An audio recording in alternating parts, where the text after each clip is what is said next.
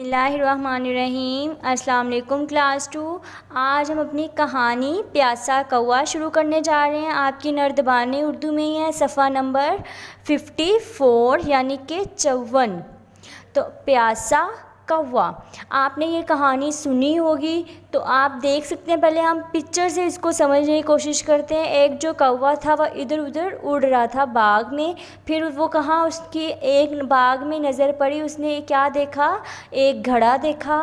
پھر اس نے دیکھا کہ اس میں کیا ہے؟ پانی کم ہے۔ پھر وہ اڑا اور اس کو پھر ادھر ادھر کنکر نظر آئے، وہ کنکر اٹھائے اس نے، وہ دیکھے گھڑے میں ڈال رہا ہے۔ جب اس نے گھڑے میں ڈالا تو پانی اوپر آ گیا، اس نے یہ دیکھیں پانی پی رہا ہے۔ پانی پینے کے بعد وہ کیا کر رہا ہے؟ وہ اڑ رہا ہے۔ ایسے ہی ہے، آپ پکچر سے بھی اس کو سمجھنے کی کوشش کر سکتے ہیں۔ مددگار الفاظ کی مدد سے کہانی مکمل کیجیے۔ اس کے مددگار الفاظ ہیں پیاس، جگ، پانی، چونچ، خوش، بجھا، ترکیب، کنکر، ڈالتا، اڑ، اوپر، عقلمندی، نظر، کم۔ آپ کو کہانی خالی جگہ کے ساتھ دی جائے گی، آپ نے اچھے طرح سے ان الفاظ کو سمجھنا ہے اور پھر آپ نے کہانی کو پڑھنا ہے کہ ہم نے یہاں پہ کون سا مددگار الفاظ آئے گا، یہاں پہ کون سا لفظ لکھنا ہے ہم نے اور یہاں پہ کون سا لکھنا ہے۔ ایک دفعہ کا ذکر ہے کہ ایک کوا ڈیش سے بے حال تھا۔ کس سے بے حال تھا؟ پیاس۔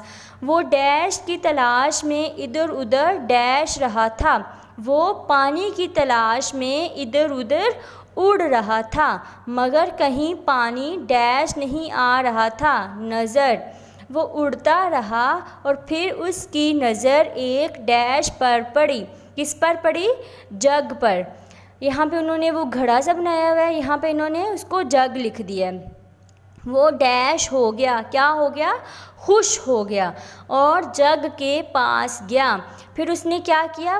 اس نے دیکھا، وہ دیکھ رہا ہے تو جگ میں پانی بہت ڈیش تھا، جگ میں پانی بہت کم تھا اور کوے کی چونچ پانی تک نہ جا سکتی تھی۔ اس نے ایک ترکیب سوچی، ترکیب ہوتا ہے، اس کے ذہن میں آئیڈیا آیا کہ میں اگر اس میں یہ کنکر ڈالوں گا تو اس سے کیا ہوگا؟ پانی اوپر آ جائے گا۔ دیکھیں کوے کا وہ ذہن کتنا تیز تھا، اس کو یہ آئیڈیا آیا ذہن میں اور پھر اپنی چونچ سے قریب پڑے ڈیش اٹھا کر لاتا گیا۔ کیا؟ کنکر۔ کنکر ہوتے ہیں چھوٹے چھوٹے پتھر، اور جگ میں ڈیش گیا، ڈالتا گیا، آہستہ آہستہ پانی اوپر آتا گیا اور اس طرح کوے نے اپنی ڈیش سے پیاس بجھا لی۔ کس سے؟ عقلمندی سے پیاس بجھا لی۔ جب اس نے پانی پیا تو اس نے شکر ادا کیا اور وہ پانی پیتے ساتھ ہی اڑ گیا۔